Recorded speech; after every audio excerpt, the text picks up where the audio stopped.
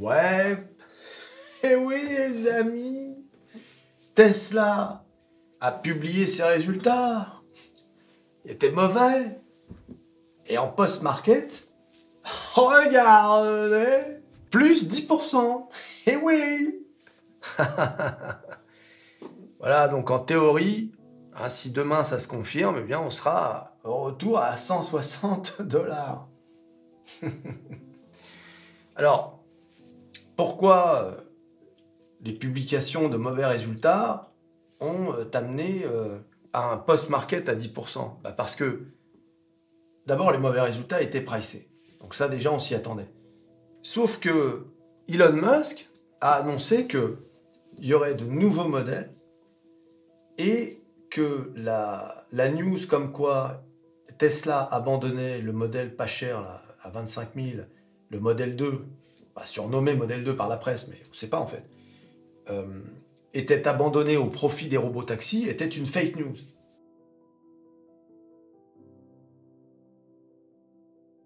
En 2025, il y aurait de nouveaux modèles et pas qu'un seul. Et donc c'est ça le 10%, le plus 10%. Donc en gros, ce qui a vraiment rassuré les investisseurs, c'est deux choses. La première, c'est que Tesla n'abandonne pas les modèles abordables. Donc ils arrivent en 2025, ils vont en plus profiter de cette nouvelle façon de construire les véhicules, tu sais, par tranche, etc. Et en plus, Tesla a montré un avant-goût de ce qui pourrait être la voiture autonome, etc. Donc, deux choses sur lesquelles Tesla travaille, les voitures abordables et la voiture autonome.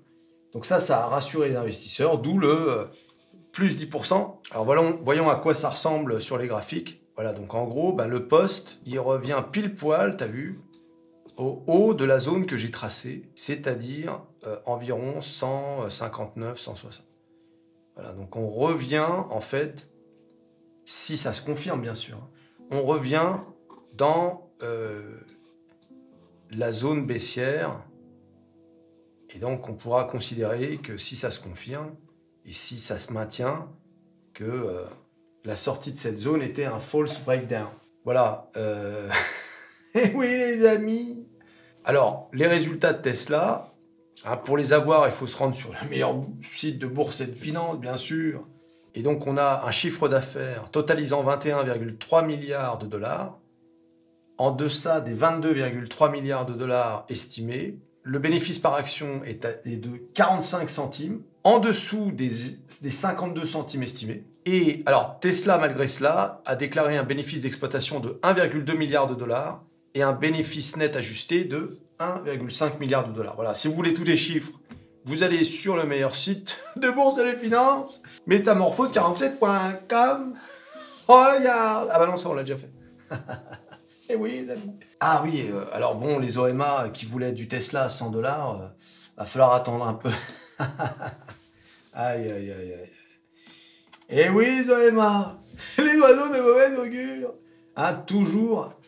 Toujours en retard de... Eh oui, les amis, toujours en retard d'une guerre. Hein? Dans la précédente vidéo, là, les OMA, tu sais, ils sont extraordinaires. Vraiment, je crois que la métaphore des puits de goudron, je ne pouvais pas avoir trouvé mieux. Ils sortent vraiment des puits de goudron, tu sais, tout dégoulinant, et ils sont là, on vous l'avait bien dit, tu sais. Je te jure. Faut avoir le cœur bien accroché avec ces gens-là. Tu sais, pour... on vous l'avait bien dit. Putain, ils se réjouissent. Ils se réjouissent. Tu sais, quand on perd de l'oseille, ils se réjouissent. Mais pourquoi? Qui fait ça? Qui se réjouit, tu sais? Qui se réjouit de la perte d'oseille d'un autre?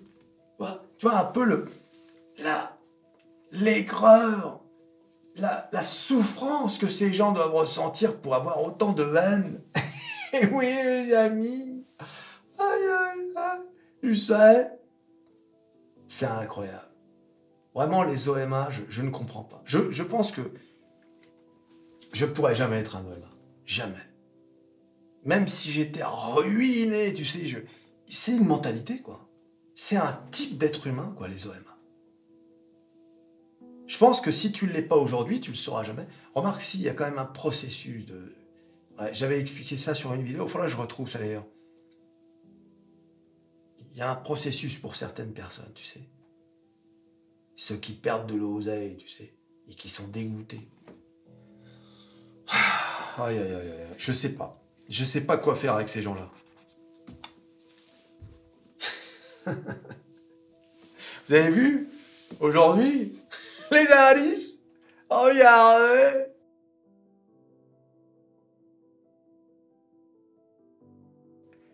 Le S&P 500 plus 1,20. Le Dow Jones qui est repassé au-dessus des 38 000. D'ailleurs, le S&P 500 qui est repassé au-dessus des 5 000. Le Nasdaq plus 1,59. Et oui, les OMA. Où êtes-vous, les amis? Regardez les valeurs. Je te jure, c'est pas possible de voir ça. Alors Tesla qui avait quand même pris 1,85, Microsoft 1,65, Google 1,25, Amazon 1,30, Meta qui revient vers les 500, Nvidia plus 3,65. Eh oui, la saucisse. Et regardez les satellites, SoundHound qui prend à plus 10%. Et alors, qu'est-ce qui s'est passé hier? Alors là, les gars, tu vois, ça, ce sont les charmes de la bourse. Aïe, aïe, aïe, aïe, aïe. Les charmes de la bourse. Qu'est-ce qui s'est passé hier? Vous êtes prêts? Je vous ai déjà parlé d'une saucisse américaine que j'ai dans mon portefeuille qui s'appelle Matterport. Regardez ce que cette saucisse a fait hier. Regardez. Regarde-moi ça. Regarde ça. C'est pas fou, ça. Et la saucisse, plus 185% en une journée. Franchement, je suis sur mon téléphone et j'étais pas devant mes écrans, mais je regarde ma watchlist. En plus, je la regardais pour la première fois de la journée. Qu'est-ce que je vois? Matterport à 4,08$. Je sais que ça. Et forcément, j'ai pensé à un bug, ou même peut-être un split. Tu sais, il y a eu un split sans que je le sache. Enfin non, là pour le coup, ce serait pas un split, mais plutôt un regroupement d'actions pour que l'action ait moins l'air ridicule, quoi. Si tu veux. Non, un split, c'est l'inverse. C'est quand l'action est trop haute et pour permettre à plus de gens d'investir. Je me suis dit, ou alors un bug, tu vois. Non, ce qui s'est passé en fait, c'était pas un bug, c'est que il y a eu une annonce de rachat de Matterport par Costar. Un achat donc décidé à 5,5, 5,50 $. La moitié en cash pour les actionnaires de Matterport, donc 2,75 $, et l'autre moitié en actions Costar. Et alors vous allez me dire, mais alors dans ce cas-là, pourquoi le titre n'est pas allé jusqu'à 5,50 $? Eh bien parce que le deal, il n'est pas encore validé par les autorités, etc. Donc il y a toujours un petit risque à ce qu'il soit annulé ou je ne sais quoi. Donc ce qui veut dire que des gens ont préféré prendre leur oseille tout de suite. Hein. Quand tu fais du plus 180% en une journée, c'est que c'est pas tous les jours que ça arrive. Et donc des gens ont préféré prendre leur oseille tout de suite. Sauf que le deal donc est scellé en quelque sorte. L'accord est fait. Et d'ailleurs, aujourd'hui, il y a eu... on était à combien aujourd'hui? À moins 4%. Donc, il y a encore des gens qui ont vendu l'action. Sauf que, si le titre... normalement, a priori, c'est quasiment une formalité. Mais ce ne sera pas avant 6 mois. Mais normalement, ça devrait donc s'établir à 5,50. Et si tu rachètes du Matterport aujourd'hui et que tout se passe bien, eh bien... aujourd'hui, avec le montant de la clôture d'hier, tu peux te faire 20%. 20%. Donc si le mec achète du Matterport avec la clôture d'hier, a priori, en théorie, attention, je vous dis pas d'acheter du Matterport, là, c'est pas un conseil financier ou quoi que ce soit, hein, mais en théorie, tu as 20% d'assuré. D'accord? Donc voilà. C'est fou quand même cette situation. C'est C'est quasiment de l'argent gratuit là, que la bourse t'offre. Voilà. Donc, encore une fois, attention. Tout peut arriver, surtout avec ce genre de saucisses. On n'est pas à l'abri d'un, je sais pas moi, le deal qui capote, ça peut être n'importe quoi. Alors CoStar, qu'est-ce que c'est? C'est une entreprise de real estate, ça veut dire d'immobilier, quoi.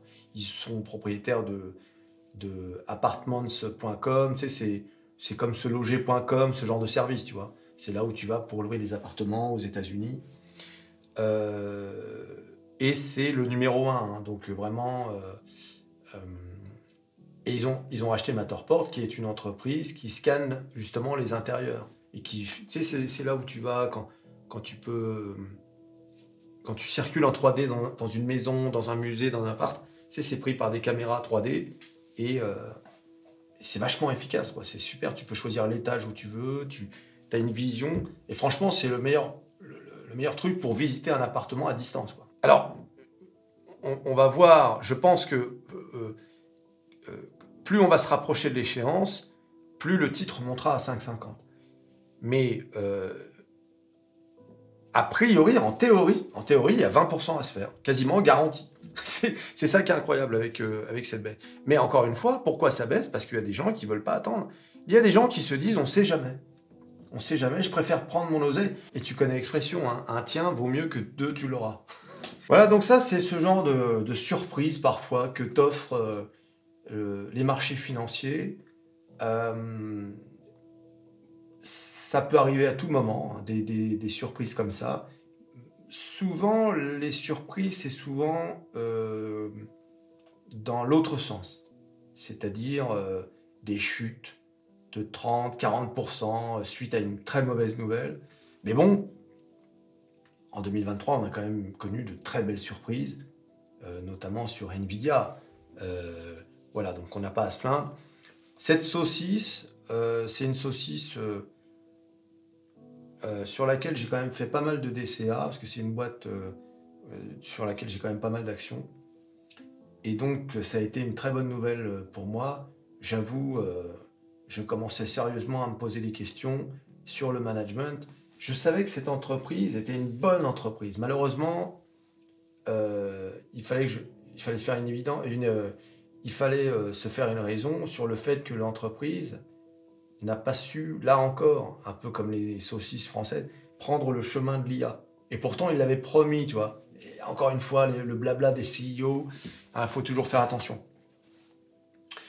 Donc voilà, une bonne nouvelle. On va pas se plaindre, c'est toujours ça de prix. Voilà. Tu t'abonnes, tu likes, tu partages, tu cliques sur à peu près tout ce qu'il y avait cliqué.